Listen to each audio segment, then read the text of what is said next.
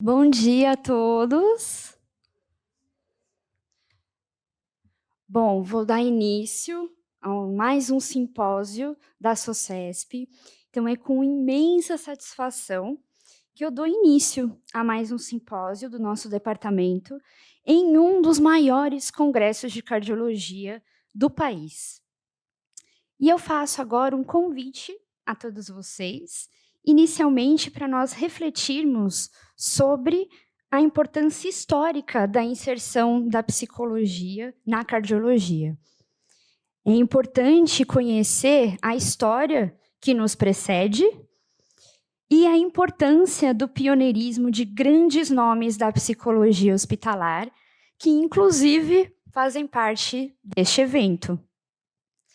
Um lugar, então, como o ambiente hospitalar, historicamente ocupado pela enfermagem e posteriormente pela medicina, onde a objetividade da medicina, predominante e necessária nos cuidados de um mal-estar físico, dá lugar para a atuação da psicologia, que no seu fazer dá luz à subjetividade do sujeito.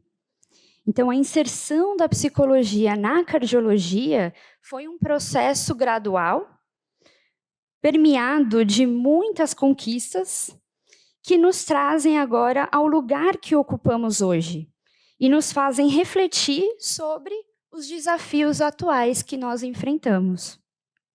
Portanto, nesse simpósio, a história e a atualidade se encontram, com o objetivo de fornecer conhecimento de excelência a partir da experiência de profissionais extremamente renomados, que eu tenho o prazer de receber hoje. Então, todos nós aqui presentes somos responsáveis justamente por dar continuidade a essa história, tão bem sucedida até então, através de novos avanços e de novas conquistas. Portanto, eu agradeço a presença de todos e desejo a todos um excelente evento.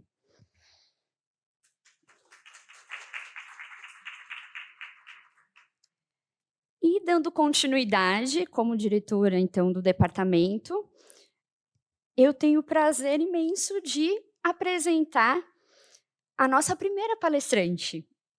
Apesar de dispensar apresentações, vou fazer de qualquer forma. Então, eu apresento agora com imenso prazer e gratidão a palestrante que dará início ao nosso simpósio.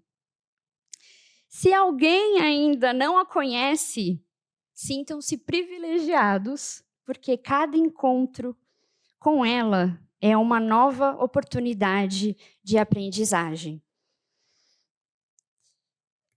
Professora doutora Belkis Vilma Romano é alguém dotada de um inesgotável conhecimento, uma riquíssima fonte de conhecimento.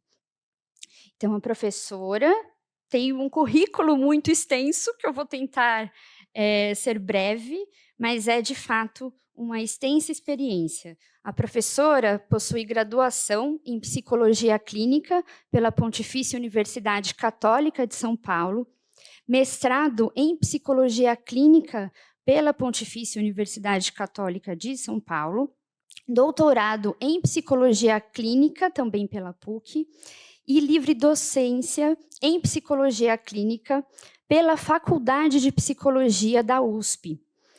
Ela é a fundadora e diretora do Serviço de Psicologia do Instituto do Coração, instituto no qual, com muito orgulho, eu faço parte agora.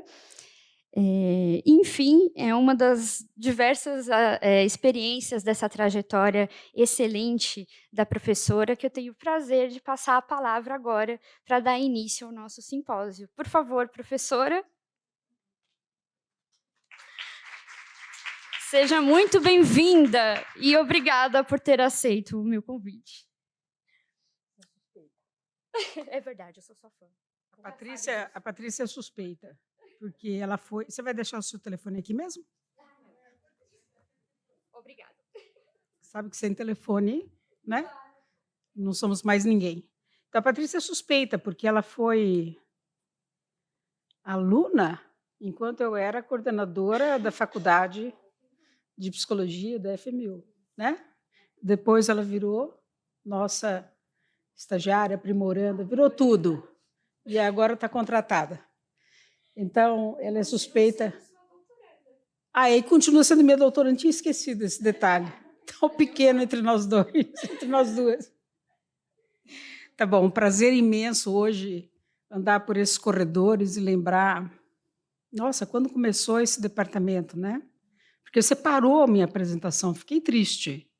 Então, você está falando da história, esta é a minha história, sou a fundadora desse departamento, então, ver do jeito que ele está, como ele está inserido, é um motivo de carimbar uma trajetória já prevista.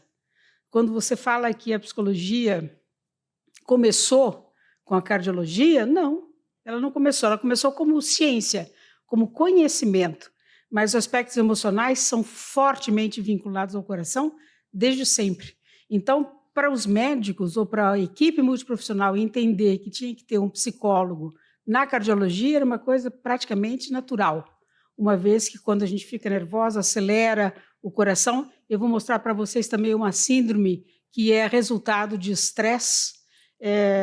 Hoje, então, assim, esta vinculação psico igual emoções com o coração é desde sempre, né? Foi descrito já por anatomistas, patologistas, enfim.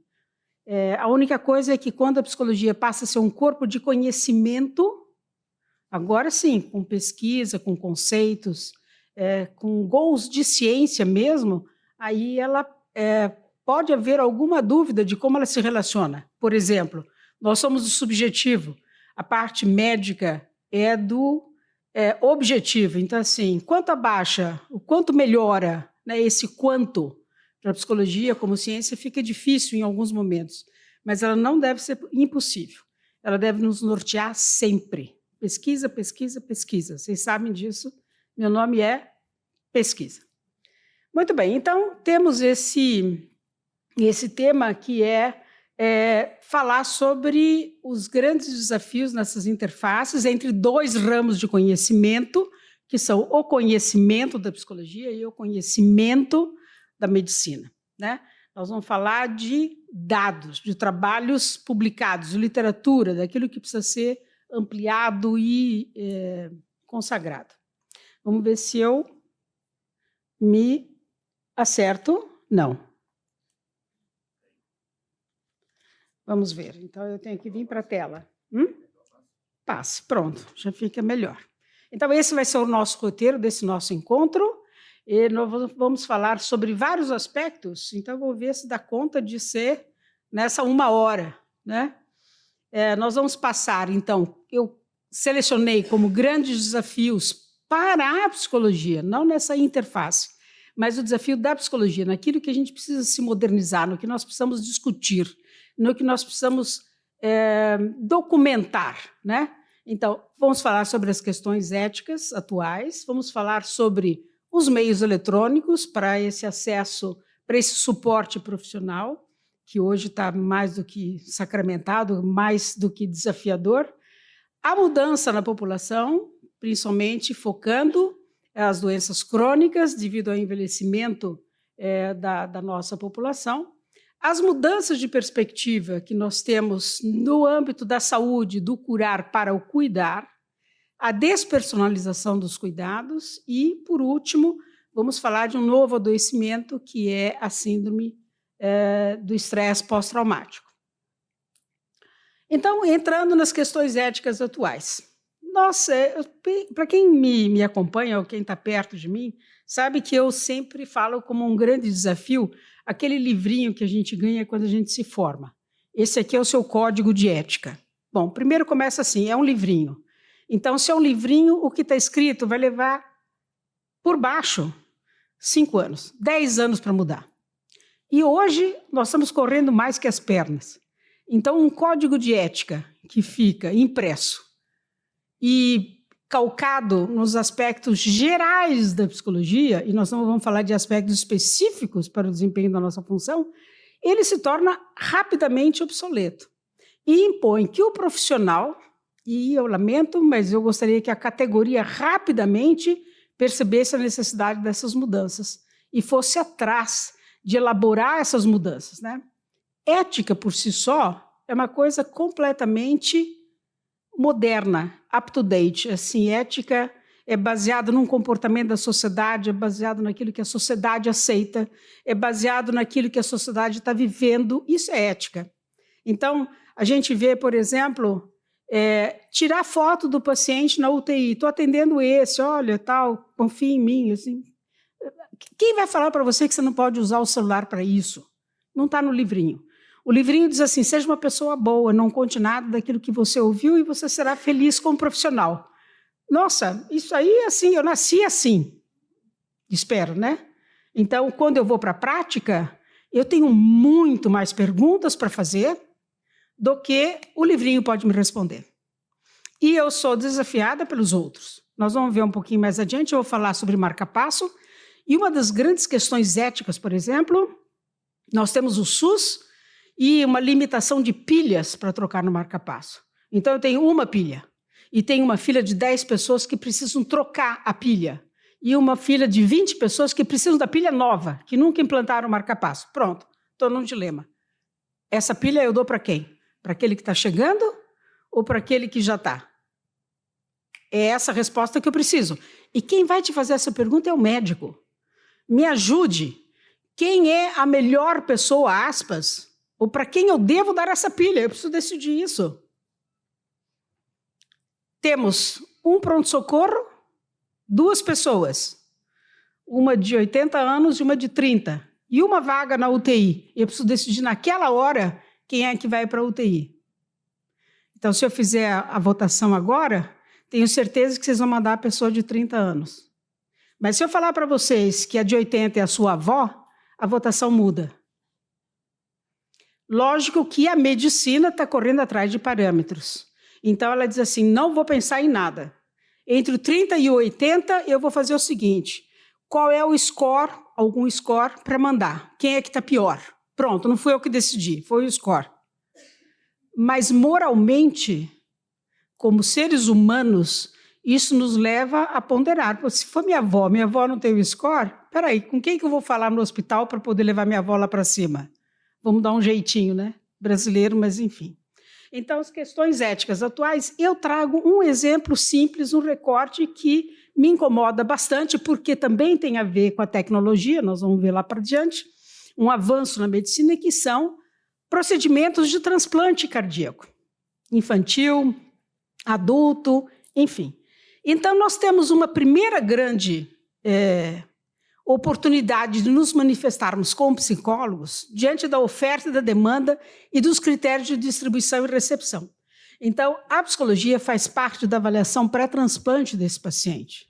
Por favor, psicólogos, não se omitam a dizer se sim ou se não. Nós temos que nos posicionar. A equipe também está com esse problema. Para quem nós vamos dar esse um coração? Raríssimo. Nós temos que dizer, esse aqui tem mais chance, aquele tem menos chance. Esse é mais aderente, aquele é menos aderente. Esse tem um passado psiquiátrico, aquele tem uma família desestruturada. Esse tem condição de seguir as regras e ter uma qualidade de vida. Ele vai ser produtivo. A gente tem que se manifestar. E esse é um problema. Porque, normalmente, a posição dos psicólogos é o resto da equipe decide e eu fico aqui olhando com medo. Se nós queremos estar inseridos na equipe, eu preciso sofrer dos mesmos problemas da equipe. Os mesmos problemas. E se nós tivermos uma questão do ponto de vista ético, eu mesmo, nos primórdios do transplante, ouvi de um professor sentado numa sala, numa reunião de transplante, dizendo, mas ele é homem, vai receber o coração de uma mulher?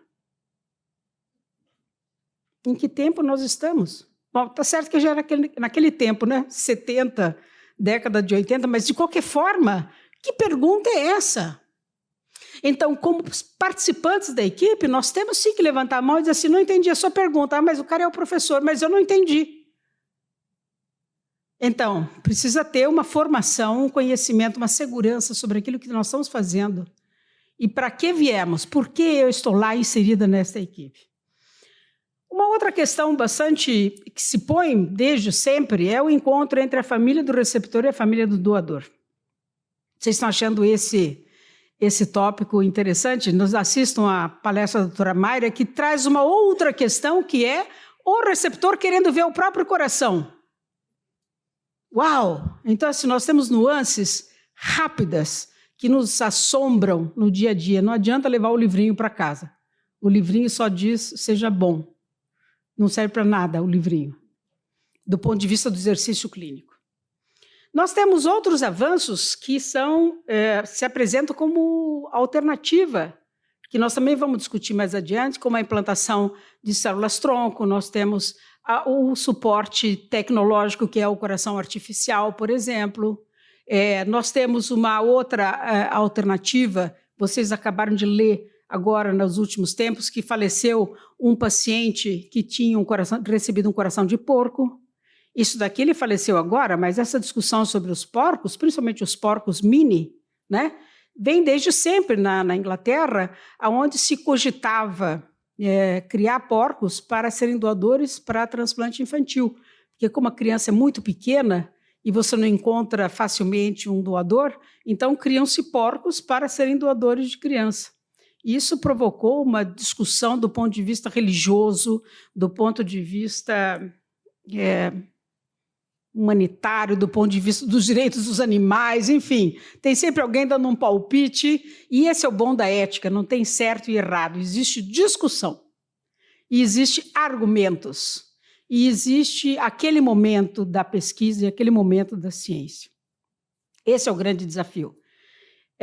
Existe também uma discussão, e eu sempre conto esse caso, que eu estava num congresso fora, década de 70, e um italiano foi fazer a palestra, e ele propôs a manutenção de crianças anencefálicas, de gestação de crianças anencefálicas, para serem doadores totais, de córnea, de pele, de não sei o que mais e tal. A plateia parou de respirar. Né? Assim, isso é legal, isso pode, né? Como fica a mãe, como fica a família, né? Assim, gestar uma criança para ser uma doadora total, mas é uma discussão, não é? Discutir não mata ninguém. Eu acho que a gente tem que estar disponível para a discussão com os nossos argumentos de conhecimento da nossa profissão. Fazer clones também para doação, esses clones acabaram sendo meio perdidos aí, mas por que não fazer clones para doação, né?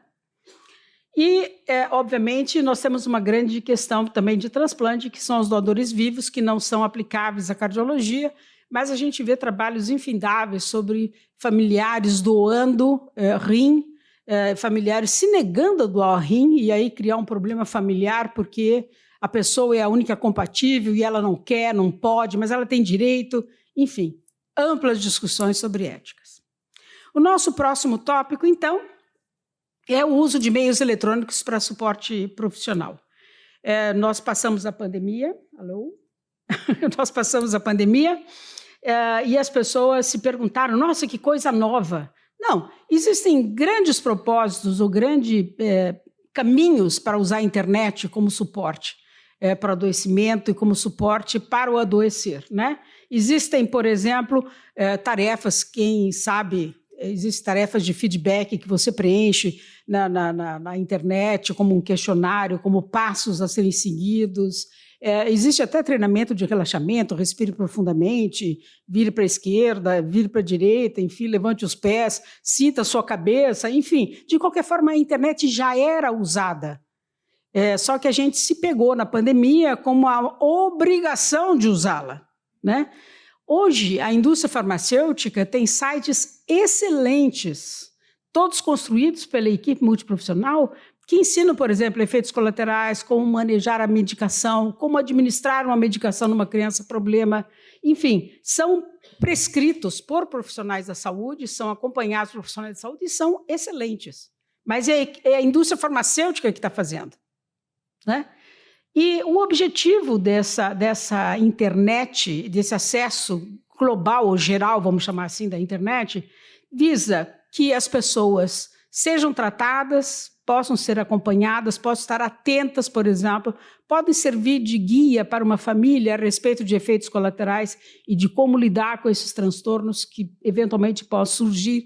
Melhor informações, super ótimo, para que nós estamos num mundo de fake news e de news não tão fake, mas passadas de boca a boca, que o vizinho falou sem um embasamento científico, que minha sogra contou para o primo dela, enfim. Então, de repente, você melhora e garante a qualidade de informações, promove esses debates, porque, obviamente, vão gerar perguntas, não é? E também podem ser bastante utilizados, ou são bastante utilizados, como lembretes de SMS. Hoje eu tenho, por exemplo, meu celular que me lembra a hora que eu tenho que tomar o meu remédio, né? Que também é um sistema, não vou chamar internet, mas é um uso da tecnologia para que você tenha um benefício. Aí vem o pessoal da psicanálise e diz assim, mas isso aqui é muito novo para mim.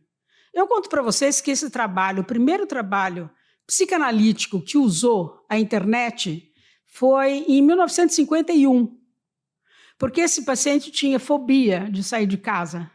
E o terapeuta psicanalista atendia ele pelo telefone, fixo, né? Porque não tinha, 51 não tinha celular.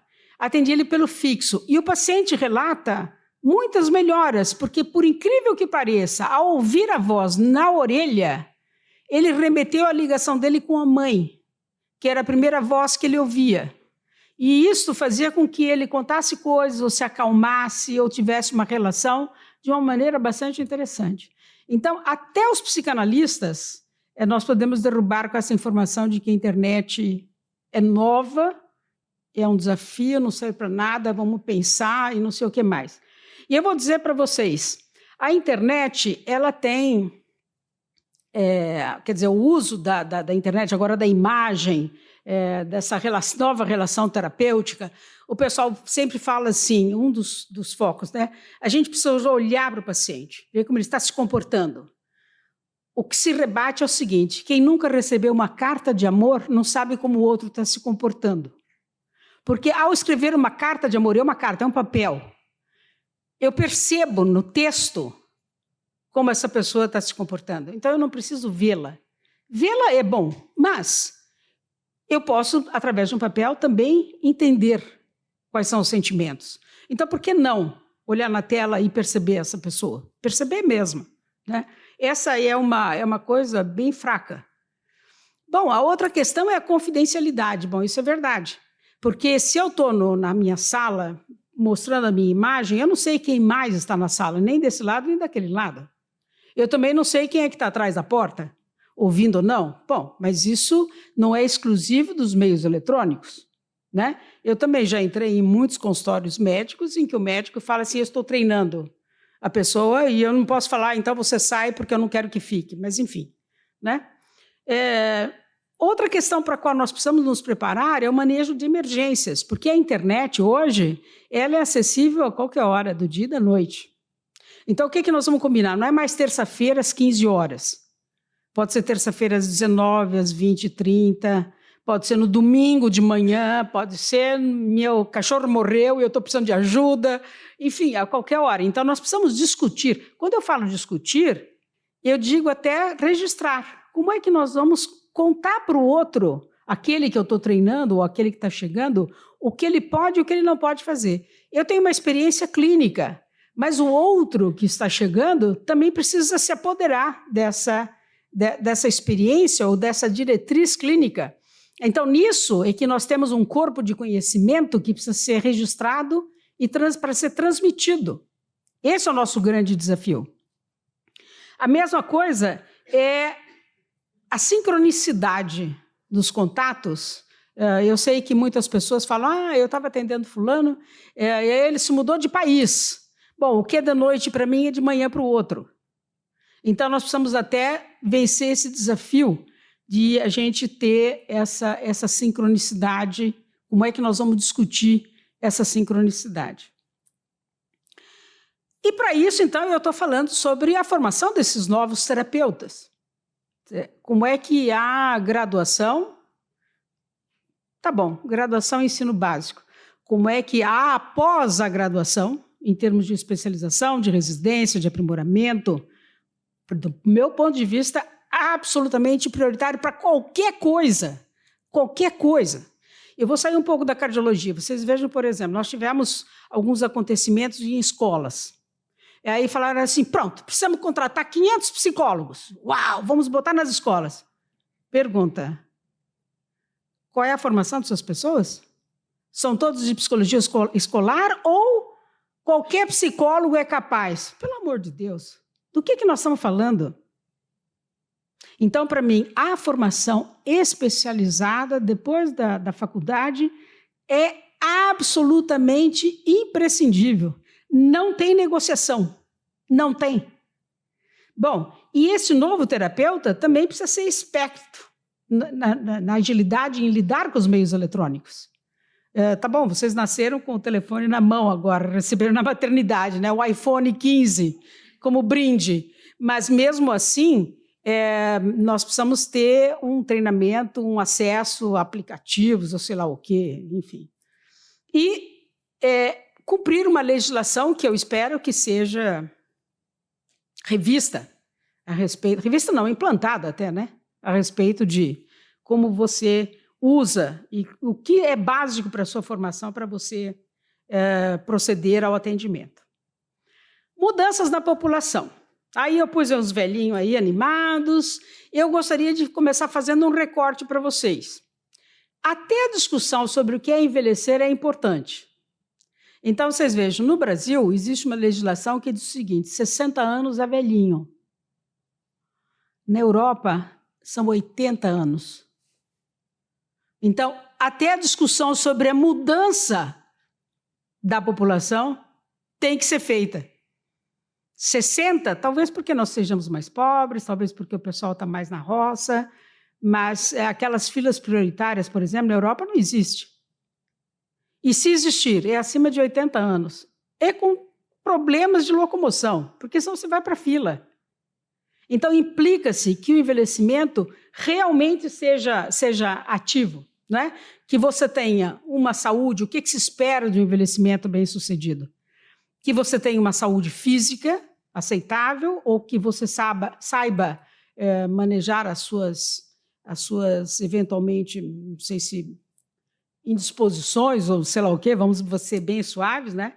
Que você tenha um bem-estar psicológico, que você tenha objetivos na vida, porque é isso que vão te mover, que você tenha coisas para fazer, que você se sinta desafiado e que você tenha um círculo de amizade que te dê um suporte, que pode ser mesmo dentro da família. E, com isso, nós estabelecemos as adaptações necessárias, nós enquanto psicólogos, a essas transformações. Veja lá. Então, eu trago um resumo da atuação da equipe multidisciplinar, quando nós estamos falando dessa qualidade de vida do idoso, né? Nós vamos aumentar a capacidade funcional, vamos começar lá pela esquerda, se eu aumento a autonomia e a independência desse sujeito.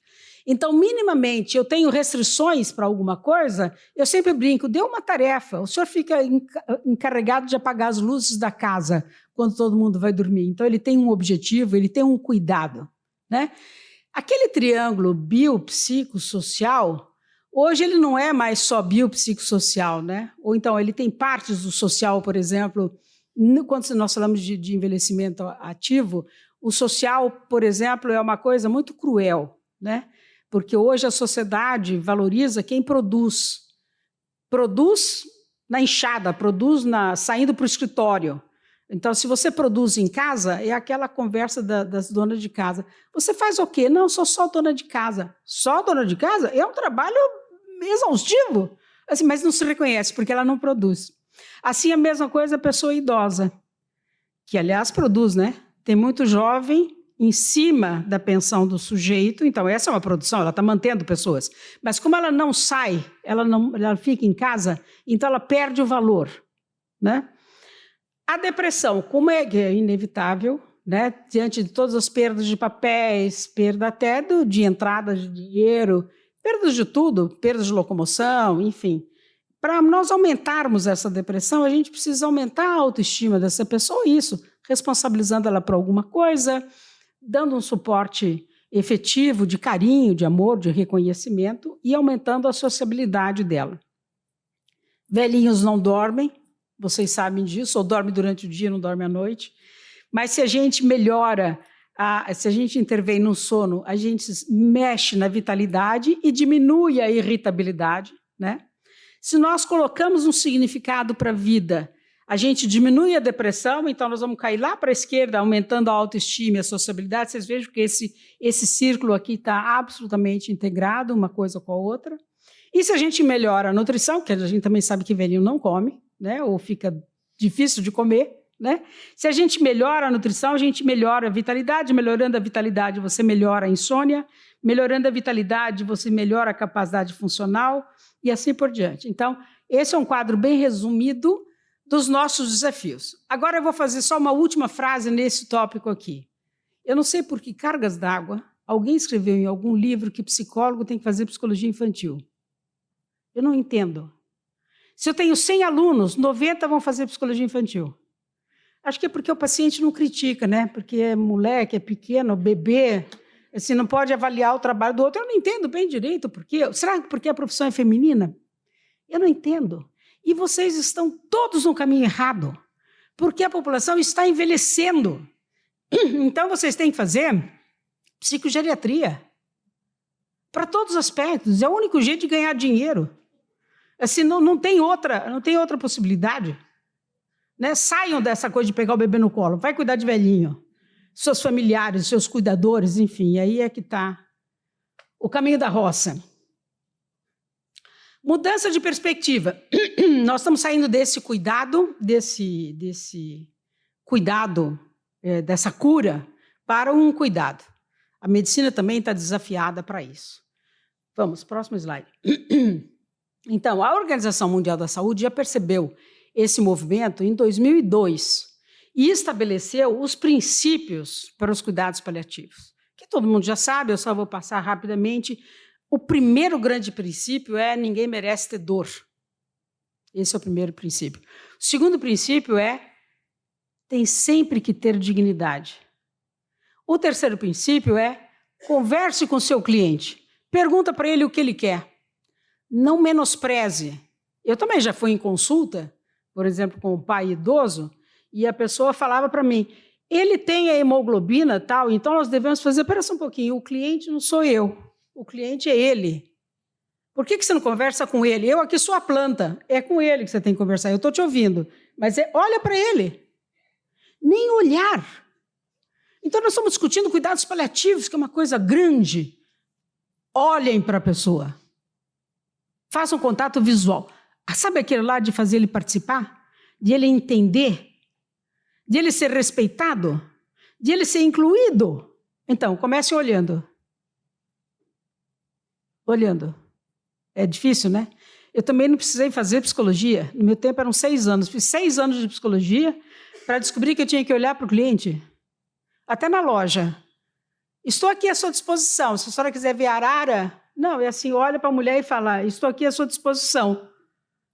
Todo mundo olha. Por que nós temos essa dificuldade? Então, mudar este cuidado com cuidado, né? É uma coisa bem desafiadora para todos nós. Então, e uma outra coisa que é um problema é incluir essa família. Isto aqui é uma encrenca 50 cruzes. Também já vivi isso no hospital. Eu vou falar para o doente tal coisa, a família cuida de você, porque é tanta pergunta, é uma coisa assim, então, você fala com a família, que é um entojo, é um problema, então, assim, problemas é com a psicologia, você fala com a família, e eu só falo o que tem que fazer. Não, essa família faz parte.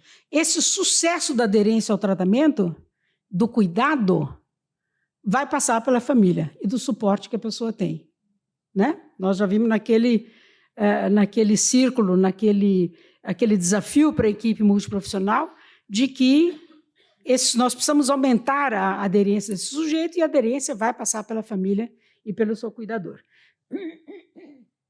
Mais modernamente, hoje não está se falando mais no triângulo biopsicossocial, mas biopsicossocial.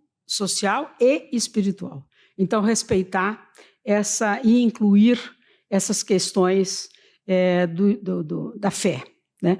Obviamente que nós vamos ouvir muitas referências do tipo: entreguei na mão de Deus. Não, entregou na mão de Deus, tudo bem, mas Deus diz o seguinte: faça a sua parte aqui, que eu vou fazer a minha parte lá. Não vai fazer esse negócio de só eu faço. Vocês sabem essa piadinha, né? Assim, tá enchente, o sujeito em cima do telhado, e passa o primeiro bombeiro e diz: vem que eu vou te pegar. O cara disse: não, Deus vai me socorrer. Vem o helicóptero e fala: vou te resgatar. Ele fala: não, Deus vai me socorrer. Vem uma outra pessoa e diz: olha, está aqui uma corda, pula. Não, Deus vai me socorrer. Ele morre afogado. Aí quando chega lá, fala: Deus, pô, caramba, você não disse que ia me socorrer? Ele disse: então, Deus fala para ele: eu te mandei 3 auxílios e você rejeitou os 3. Certo? Então, vamos incluir essa fé, respeitando a posição do sujeito. Esse mesmo princípio, olha, eu estou falando de 20 anos atrás, a Organização Mundial da Saúde também define que o cuidar, ao invés de curar, interfere diretamente na qualidade de vida, dos tempos que falta para essa pessoa. Hoje, quer dizer, não é tão na beira da morte o cuidado paliativo, hoje começa até precocemente, né? Se discute começar precocemente. Porque você vai entendendo como manejar esses sintomas, o que te causa mais estresse, e que recursos diagnósticos nós temos. Esses cuidados paliativos também passam por uma coisa chamada dinheiro. Não sei se vocês já pensaram nisso. Dinheiro. Então, por exemplo, não, porque o fulano de tal precisa fazer uma ressonância magnética. Se não fizer ressonância magnética, não sabemos nada. Ok, o que você vai fazer com o resultado da ressonância magnética? Nesse estágio não vou fazer mais nada. Então, para quê? Por que nós faremos a ressonância magnética? Mas é bom saber. Ok. Está entupindo a fila da ressonância magnética? Está entupindo de dinheiro um gasto? É bom, mas é para abandonar o sujeito? Então, essa parcimônia que também passa por uma discussão de ética. Vocês vejam que as coisas caminham muito juntas. O conhecimento é um bloco, ele não é conceitos isolados, né? De jeito nenhum. Vamos lá. Então, nós chegamos nesse ponto que eu chamei globalmente de despersonalização nos cuidados. E aqui nós temos 2 pontos. O uso da tecnologia e a grana, o dinheiro. Vamos lá, próximo. Na tecnologia, nós estamos numa evolução tão grande que hoje eu não preciso ir para mais lugar nenhum para saber o que eu tenho. Aliás, basta nascer. Colhe uma gotinha de sangue, pega o DNA e aí fala. Tem uma tendência ao oculismo, porque está marcado no E21, tem uma tendência por síndrome de Down, tem uma não sei o que mais. Então, na maternidade, já terei meu histórico, meu prontuário médico elaborado. Não preciso de mais nada. Aliás, se eu for maior, então, não preciso mais nada mesmo, porque a ciência vai evoluindo ao passar dos anos. Então, quanto mais velho eu fico, menos eu preciso no médico. Entrego lá para o Dr. Zeca o meu DNA e ele já sabe de tudo. Certo? Esse é o novo adoecer. Próximo slide. Então, essa tecnologia. Mas tá bom, vocês estão pensando demais na tecnologia DNA, mas hoje nós temos, por exemplo, dentro de um centro cirúrgico, vocês observem na primeira figurinha que os 2 cirurgiões não estão olhando para o doente. Eles estão olhando para a tela. Porque o robô está fazendo tudo. E faz numa precisão atordoante. Se vocês quiserem um desafio de conhecimento, hoje, quando vocês forem para casa, leiam sobre um braço de robô chamado Da Vinci. A propaganda do Da Vinci é ele, com o bisturi na ponta, descascar um tomate sem machucar o tomate. Isso é o máximo que nós poderíamos querer. Por quê? O cirurgião brigou de noite com a mulher. Está ocupado porque ele vai para o sítio logo depois. O robô não. Aliás, ele nem precisou fazer treino para segurar o bisturi. Ele simplesmente faz. Então, aquilo de olhar no olho Doutor, estou com medo, vou entregar nas suas mãos. Você não vai entregar na mão de ninguém. Põe no robô, calcula tudo, faz um exercício matemático de onde tem que ser a inserção, minimamente invasivo, tá feito. E olha, antes você levava 10 dias para ir para casa, agora no dia seguinte você vai para casa. O robô é ótimo. A despersonalização dos cuidados. Outra coisa que eu coloco como despersonalização, e isto dentro da cardiologia está muito intenso, é a implantação de células-tronco. Quer sejam elas embrionárias, quer elas sejam adultas. Mas para remodelar tecidos, para desenvolver determinadas coisas. Então tem essa loucura, até do ponto de vista ético, comercial, sei lá o quê. Guarde a placenta, guarde o cordão umbilical, guarde não sei quem, guarde não sei o que lá, durante tantos anos, porque vai que... Então, nós temos como despersonalização mesmo. Nós podemos até, baseado no DNA, nós podemos até trocar células-tronco entre nós todos, pronto, está tudo resolvido. Dentro da despersonalização, eu vou falar sobre a telemedicina, que também é um grande desafio. Há muitos anos atrás, antes de falar em telemedicina como telemedicina mesmo, o INCOR tinha um projeto de marca-passo em que o sujeito estivesse aonde estivesse, ligava para o INCOR, ele pegava o telefone, o gancho do telefone, punha em cima do seu marca-passo, e o marca-passo lá com o médico fazia todo o demonstrativo de quantas vezes ele tinha disparado, se a pilha estava acabando, e não sei o que lá. Então o médico pegava o telefone e depois falava assim, ô, seu Paulo, olha, só precisa vir aqui para o INCOR, porque temos um problema. Pronto. Isso era telemedicina. Uau! Era uma coisa Jetsons, né? Assim, super inacreditável. Hoje vocês veem, até o pessoal nem toma mais a tua pressão, não toma mais a tua oxigenação, põe um trequinho aqui no dedo, pronto. Isso também é tele. Virou despersonalizado.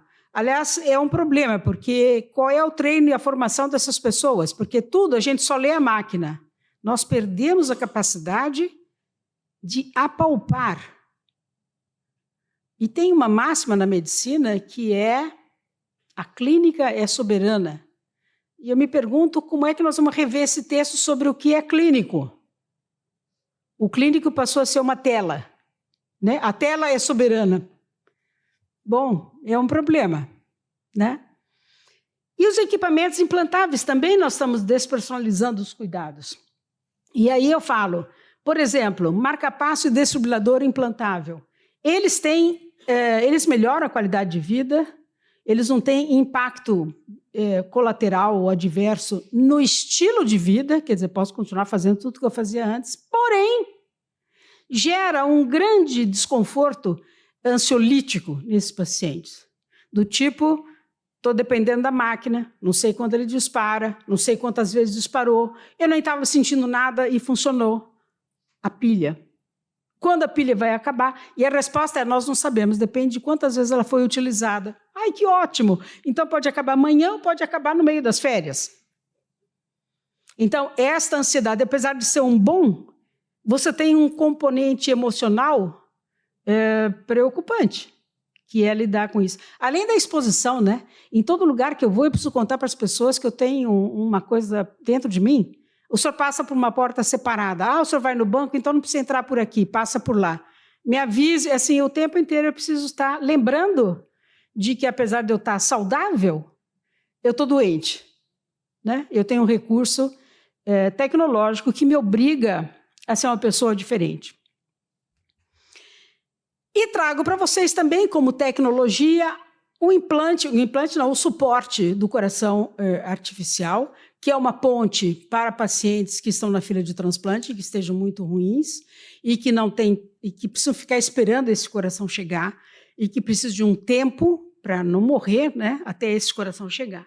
E um trabalho bastante interessante, comparando aqueles pacientes que tiveram suporte de assistência ventricular pré-transplante, quer dizer, tiveram ligado no coração artificial. Não há diferença entre quem teve o suporte do coração e não teve o suporte com relação à depressão, ansiedade, estresse pós-traumático e hostilidade. Porém, com o implante do coração artificial, esse trabalho demonstrou a diminuição das funções cognitivas, talvez por conta do tipo de oxigenação, da quantidade de oxigenação cerebral. Então, nós estamos, como psicólogos, ficar atentos a isso. Mas, por outro lado, o suporte possibilitou a pessoa aumentar o seu nível de sociabilidade, porque ele se sente melhor, ele se sente amparado, já não se sente tão assim, o que vou fazer, será que o coração chega a tempo ou não chega a tempo, apesar dele estar ligado numa máquina, socialmente ele tem um ganho aproveitando esse tempo desse suporte tecnológico. Dentro da despersonalização, eu também criei um segundo tema que é as questões econômicas, né? Nós sabemos que antes era você, o médico, e quanto eu vou pagar. Agora sou eu, o médico, e quanto o convênio paga. Agora sou eu, o médico, e quanto que o hospital quer que o convênio não vai cobrir, vai primeiro analisar para depois dizer se a relação médico-paciente existe. Então, nós temos terceiras entidades, quartas entidades dentro dessa questão econômica intervindo. Além do que, dentro das questões econômicas, nós temos a crise nos recursos humanos, na formação dos recursos humanos. É isso que eu falei. Preciso de 500 psicólogos para escolar, mas não tenho gente formada. Então, por mais que eu tenha até o dinheiro para pagar, por mais que eu tenha essa vaga, eu não tenho gente.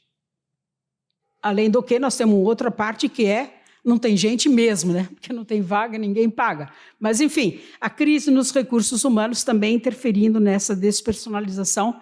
Nós não estamos pensando no doente, nós estamos pensando em quanto eu vou ganhar mais e como é que eu vou fazer para essas pessoas estudarem e aprenderem.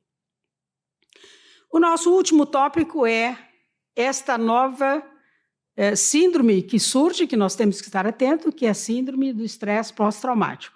Originalmente, a síndrome do estresse pós-traumático foi descrito ou foi observada após grandes catástrofes, após terremoto, após grandes incêndios, após guerra, após um abuso sexual, e aí nós estamos falando de pessoa, não estamos falando da coletividade.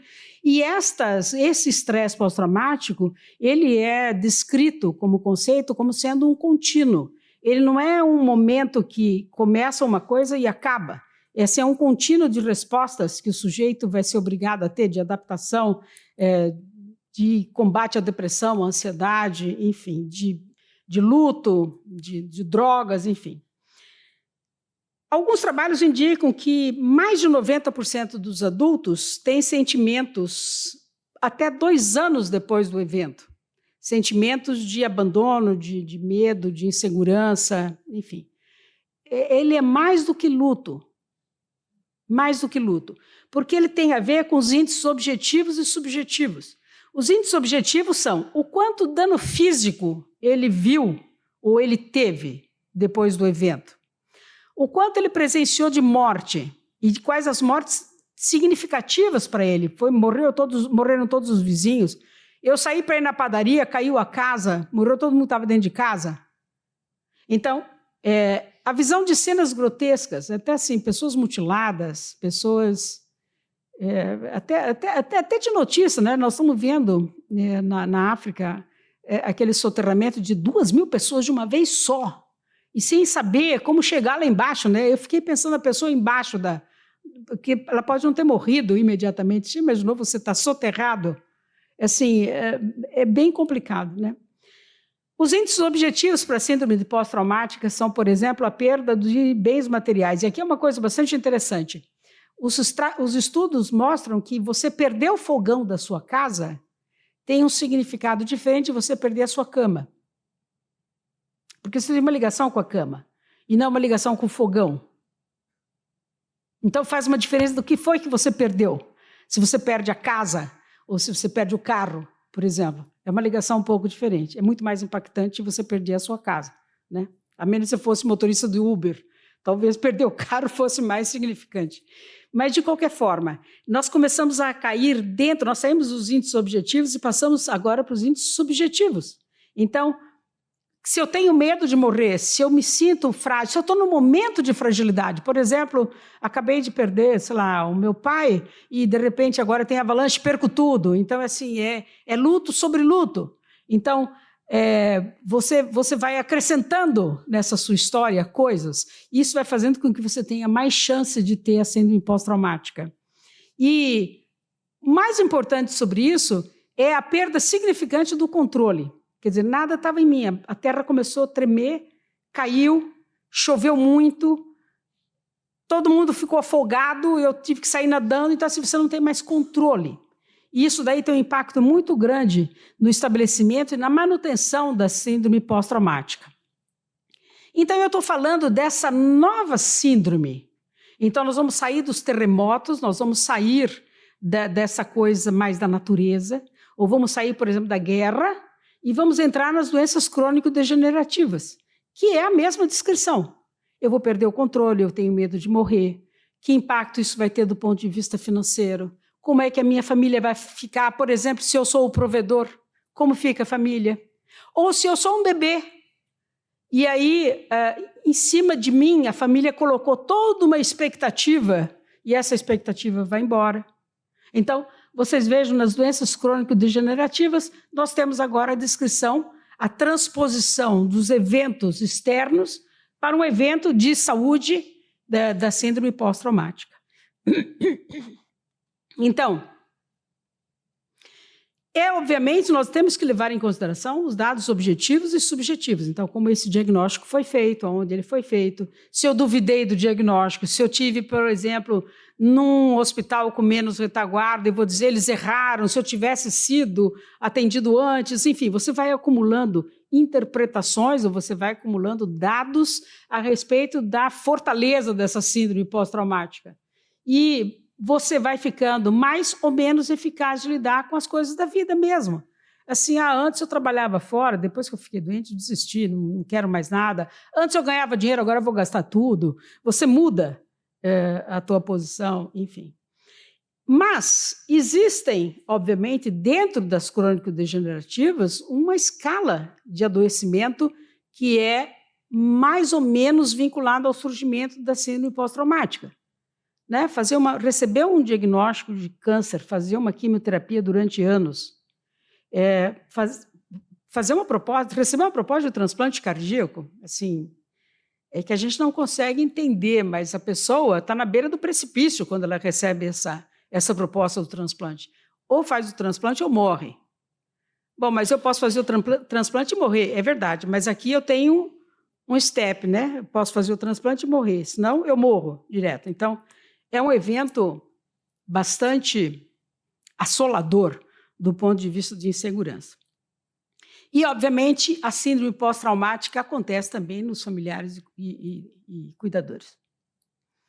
Dentro da síndrome pós-traumática, eu vou trazer para vocês a cardiomiopatia Takotsubo. Nunca ouviram falar nisso? Não tem importância, mas vocês já ouviram falar da síndrome do coração partido. Tão romântico, não é mesmo? É um Takotsubo, não tem nada a ver com romance. Takotsubo, como vocês podem ver nessa figurinha aqui, essa é uma armadilha. É uma armadilha, ela é longa, é para pegar polvo. O polvo entra e não consegue dar ré. Na medicina, o Takotsubo foi usado para uma entidade descrita como uma insuficiência cardíaca transitória. É muito interessante, porque pelo estresse, assim como os eventos de terremoto, de guerra, não sei o que lá, o coração se alonga e depois ele volta para o lugar. Ele é um coração normal. Então, slide. Ele é um coração normal. Então, apesar da gente estar na psicologia, eu vou trazer aquele lá da esquerda é um Takotsubo e esse aqui é um coração normal. Então, a pessoa chega no pronto-socorro com uma cardiomiopatia e ela não tem nada de errado. Quer dizer, teoricamente não tem nada de errado nesse coração. Próximo slide. Então, eu vou trazer para vocês como é que isso acontece. Acontece porque ela é um coração normal, repentinamente você tem esse abaulamento, ele fica comprido, como a gente pôde ver lá no raio-x. Curiosamente, acontece em mulheres, mais de 60% das mulheres, eu espero, mais de 90%. Eu espero que daqui para frente as mulheres possam reescrever a sua história e não se sintam, por exemplo, vamos voltar lá para a síndrome pós-traumática, estão desamparadas, estão sem o controle da vida, tão sem saber o que fazer, tão perdida no chão, né? A gente vai aprendendo, vai ficando mais resistente, talvez a gente mude essa história do Takotsubo. Mas essas mulheres com mais de 60 anos, o Takotsubo foi descrito no Japão.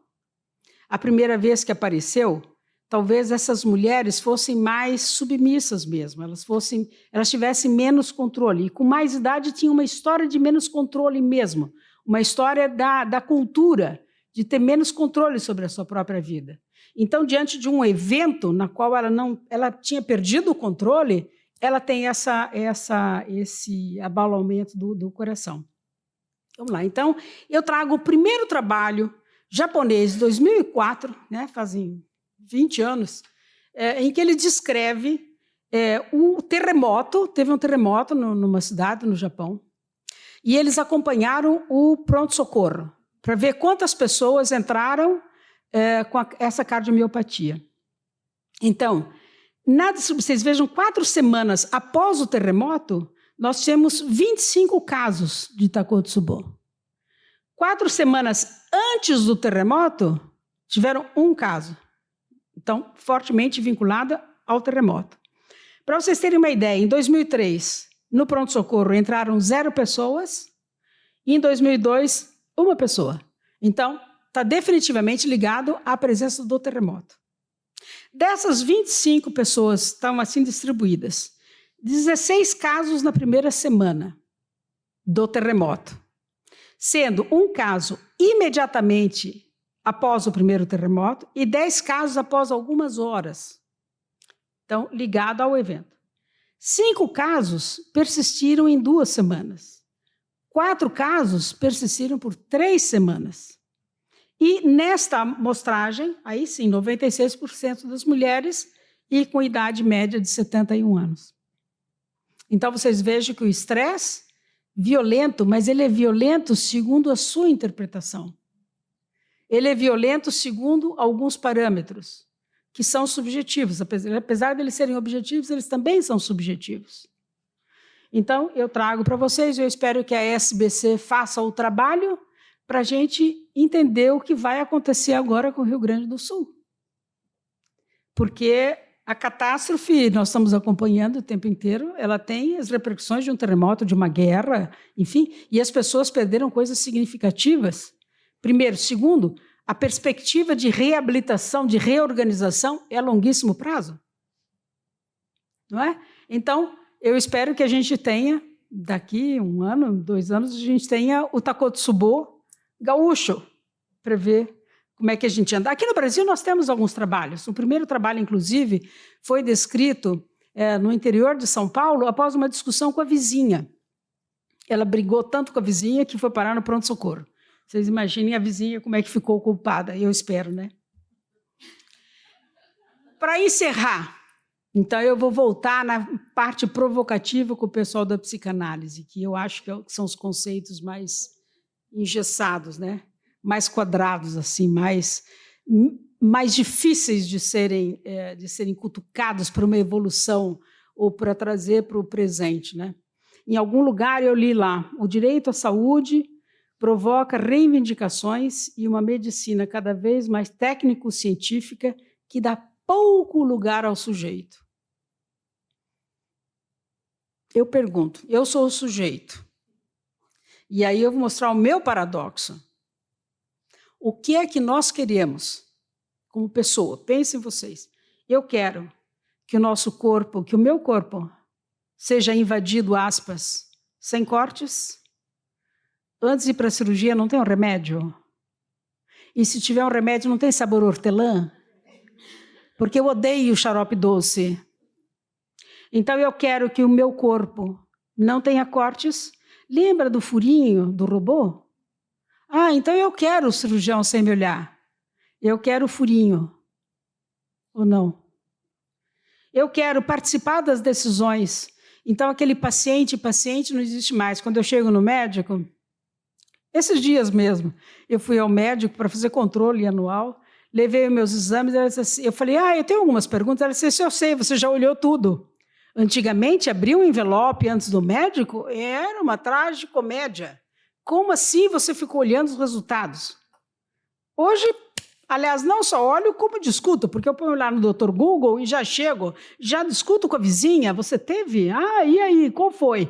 Então, enfim, quando eu chego no médico, eu já vou participar da decisão. Isso nós estamos falando de transplante, 1000 vezes a gente ouviu o paciente virar e dizer assim, por que não pode tomar vinho? Ou então, eu sempre fumei, não vai dar para fumar? Então vamos negociar, eu fumo 1 em vez de 3. Enfim, a gente participa, a gente quer participar das decisões. Essa mudança de hábito tem que ser dentro dos meus limites. Aquela negociação, né? Então eu sou diabético, mas eu vou comer doce só no fim de semana. Mas você é diabético, não pode comer doce nunca. Não, mas é só no fim de semana, tudo bem, está no controle. Então, eu quero fazer isso. E eu quero ter uma terminalidade digna. Hoje, todo mundo deseja morte súbita. Ah, todo mundo não, 96% deseja morte súbita. Porque ninguém quer ficar numa UTI furada, presa no aparelho, enfim, com questões de diagnóstico, enfim. Então, quando a gente fala que nós temos pouco lugar ao sujeito, esse sujeito é paradoxal. Nós estamos falando, não me olhe, olhe para a tela. Nós estamos falando para ele, peraí, não decida só você, pergunte para mim que eu também quero dar um palpite aqui e quero saber o que é bom para mim. Próximo slide. E o último. Obstáculos são aqueles que a gente não vê quando a gente tira o olho do objetivo. Então, se a psicologia precisa se reformular, se a psicologia está com problemas, se ela não consegue entender o que priorizar, quais os conceitos que precisam ser revistos, como é que nós vamos lidar com esse novo paciente, com esse novo adoecer, a gente precisa ter um objetivo. A gente não pode só olhar o conceito, a gente não pode só olhar a linha teórica, nós temos que evoluir. E para evoluir, não se esqueçam, a gente precisa se especializar. Obrigada, foi um prazer estar com vocês.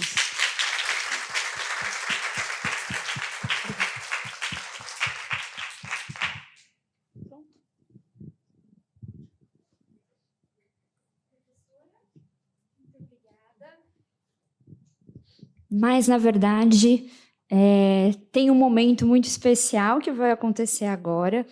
Então, em nome do Departamento da Psicologia da SOCESP, professora, a gente gostaria de homenageá-la com um singelo presente, em nome da sua história e da sua contribuição como a fundadora do departamento e como uma das pioneiras da psicologia hospitalar. E fundadora da SBPH, por favor. E da SBPH. Então, o nosso enorme agradecimento pela sua história, pela pessoa que você é. Então, eu vou buscar... Eu que agradeço estar aqui com vocês. Sempre é muito bom poder falar e compartilhar. Se tem uma estrada, a gente tem que compartilhar. Quanto mais pessoas tiver junto, melhor ainda. Tá bom? Muito obrigada, professor. E eu adoro chocolate. Viu? Acertei no presente. Ninguém tinha dúvida. Agora, eu também tenho um presente. Eu trouxe 2 exemplares do nosso livro de 45 anos do Serviço de Psicologia, que a gente fez em 2019. Nós teríamos que sortear quem não tem o livro, ou quem tem o livro. Quem não tem? Levante a mão. Muita gente. Então, nós vamos fazer o seguinte, como a gente não tem como sortear, que eu tinha combinado com a Patrícia, a gente fala um número e cada uma de vocês, que estão com a mão levantada, vocês vão falando um número, naquele que parar, a gente entrega o livro. Deu para entender? Não? Não? Fale um número, Patrícia. Pronto. 2. Nossa! Levante a mão, então, quem não tem. Pronto, então, se lá é 1, você é o 2. É isso? Eu acho que sim. Pronto, tá bom. Eu vou te dar um livro, mas eu tenho mais um. Vamos lá. Lilian, fala um número. 10. Fale. 10. Então vai lá. 1. O 2 já foi. 2, 3, 4, 5, 6, 7, 8, 9 e 10. Você. Então, se vocês quiserem depois, eu posso autografar o livro, né? E assim você continua as atividades. Tá bom? Obrigada, viu?